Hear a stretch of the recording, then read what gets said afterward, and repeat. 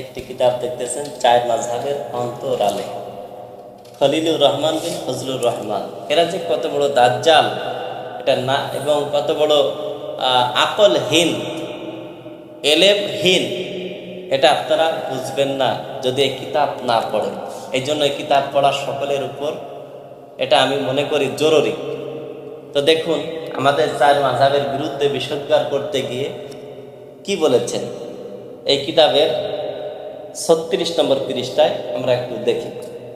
তিনি লিখেছেন, প্রিয় পাঠক ভাইয়েরা, আমি হাদিসের আলোকে প্রশ্ন করি, আল্লাহর নবী সাল্লাল্লাহু আলাইহি সাল্লাম এবং তার সাহাবাগণ কি হানাফি দলে ছিলেন, না মালিকি দলে ছিলেন, না শাফি হাম্বলি দলে ছিলেন? একথা, এই প্রশ্ন কে বলেন?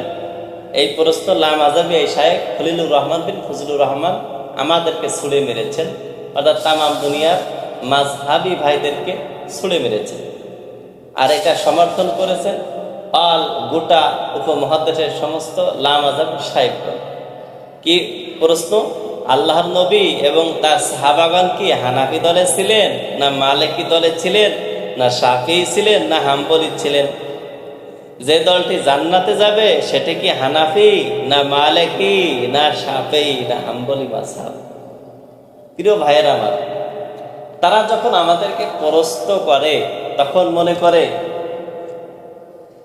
এই প্রশ্নের উত্তর কেউ দিতে পারবে না। কারণ ব্যাঙ যখন পুকুরে থাকে, নদীতে থাকে, পুকুরে থাকে, ওই ছোট পুকুরে থাকলেও মনে করে এই পুকুরটি বিশাল একটি জগৎ, এর থেকে বড় জগৎ আর পৃথিবীতে না, এটাই পৃথিবী। অথচ ব্যাঙ উপরের হালাত জানে না, উপরের হালাত কেয়া হই।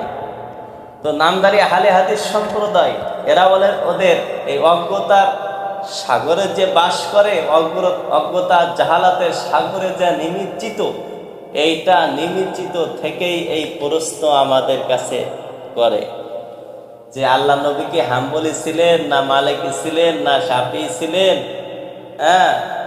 না হানাফি ছিলেন? জান্নাতে যে দলটি যাবে সেটা কি হাম্বলি, না মালিকি, না শাফি, না হানাফি? এখন আমি ইনসাফে একটি জবাব দিই। দেখুন লামাযাবি ভাইরা, আপনারা যে কথায় কথায় বলেন সহিহ হাদিস, বুখারীর হাদিস, মুসলিমের হাদিস, সিয়াসিতার হাদিস, তো এবার আমার প্রশ্নের উত্তর দিন। আমার প্রশ্নের যে উত্তর, আপনাদের প্রশ্নেরও ঠিক সেই উত্তর। আল্লাহ নবী সাল্লাল্লাহু আলাইহি ওয়াসাল্লাম কি বুখারী শরীফ থেকে কোনো হাদিস বলতেন, না মুসলিম শরীফ থেকে হাদিস বলতেন, না সাহাবা ইকরাম বলতেন, না তাবেঈ বলতেন? আল্লাহ নবী সাল্লাল্লাহু আলাইহি ওয়াসাল্লাম ও সাহাবা ইকরাম কি মুসলিম ও কুতুবে সিত্তার কোন হাদিস থেকে কি হাদিস বর্ণনা করতেন, নাকি অন্য কিতাব থেকে হাদিস বর্ণনা করতেন? এর যে জবাব আপনাদের প্রশ্ন, সেই জবাব। এবার আসুন, লামাযাবি সম্প্রদায়, আপনারা এই চার মাযহাবের বিভক্তির কারণে যে বলেছেন যে দলটি জান্নাতে যাবে, চার দলের কোন দল? তাহলে আপনারা আসুন, আপনাদের তো এই লামাযাবি গোষ্ঠী উপমহাদেশে খ্রিস্টানদের থেকেও আপনারা সংখ্যালঘু। সারা পৃথিবীতে 4টি মাযহাব পরিচালিত, আমরা সংখ্যালঘু, আমরা সংখ্যাগরিষ্ঠ। আপনারা তো বাংলাদেশে খ্রিস্টানদের থেকেও আপনারা সংখ্যালঘু। আপনাদের মধ্যে 10টি দল হলো কেন? দেখুন, আপনাদের মধ্যে 10টি দল। জমিয়াতে আহলে হাদিস 1 নম্বর, 2 নম্বর আহলে হাদিস আন্দোলন, 3 নম্বর আহলে হাদিস তাবলিগে ইসলাম, 4 নম্বর আহলে হাদিস যুব সংঘ, 5 নম্বর জমিয়াতে শুব্বানে আহলে হাদিস, 6 নম্বর জামাতে গুরাবে আহলে হাদিস।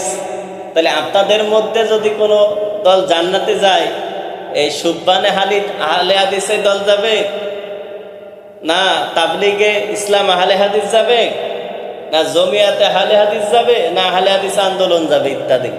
কোন দল যাবে বলেন? আপনাদের যে জবাব, আমাদের সে জবাব। তো আপনারা ওই ব্যঙ্গের আকীদা লালন করা বাদ দিয়ে, দিলটাকে সংকীর্ণতা বাদ দিয়ে প্রশস্ত করে,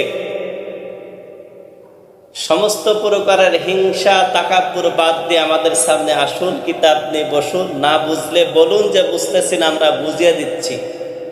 হিদায়াত পাওয়ার নিয়ে আসুন।